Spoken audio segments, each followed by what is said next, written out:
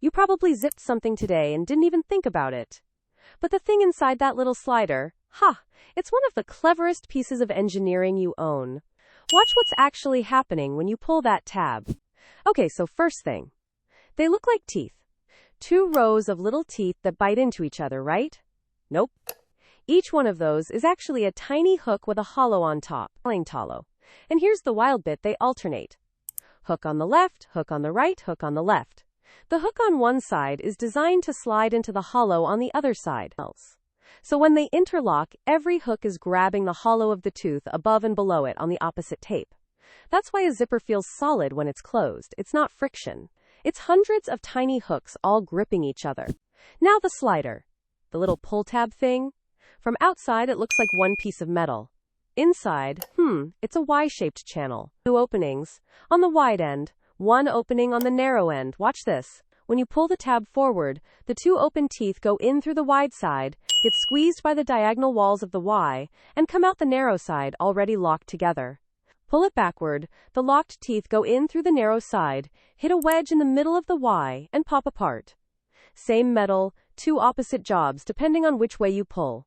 Honestly, that's clean. Let me slow this down. Each tape, the fabric strip on either side, holds its row of hooks at a fixed offset. The slider's wedge angle is exactly half the tooth pitch. So as the wedge passes between the two tapes, it forces each new pair of teeth into the same offset alignment, every single time. The wedge is the brain. The teeth are dumb. The slider just keeps shoving them into the same geometry, over and over, and you get a perfectly closed line. And there's one more piece that's easy to miss. Look at the metal pull tab. When you let it hang loose, a tiny pin inside the slider drops down between two teeth. That pin is what stops your jacket zip from sliding open every time you sit down. Pick up the tab, the pin lifts, the slider can move. Drop the tab, the pin falls back in, and your zipper is locked. Most jackets, most jeans, most luggage zippers all use this exact mechanism. It's why a properly zipped suitcase doesn't pop open when you toss it in the overhead bin. Okay, here's what blew my mind. When you pull on a zipped jacket sideways, you're not pulling on one tooth. The force gets shared by every interlocked pair from top to bottom. A lateral pull of 1 kilogram on the tape becomes basically nothing per tooth. Try to break a single tooth. Easy. Try to break 30 teeth all gripping each other at once, and you'd rip the fabric first. That's why a zipper that's been working for 10 years suddenly fails at one tooth, and the whole thing comes apart.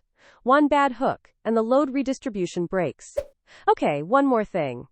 When a zipper jams, you've probably yanked at it. Don't. Here's what's actually happening. A piece of fabric or thread has slipped into the wedge, and the wedge can't push the teeth into alignment anymore, so the slider gets stuck halfway. The fix is to ease the slider backward, free the fabric from the wedge channel, and pull forward again. Yanking just shoves the fabric deeper. Engineering, not muscle. And here's a bit of trivia. India makes a huge share of the world's zippers. YKK runs a major plant in Bawal, Haryana.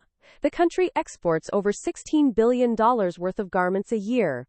And every shirt, every kurta with a side seam, every jacket has one of these tiny mechanical marvels in it. Next time you zip something up, look at the slider. There's a Y channel and a wedge in there, doing math every single pull.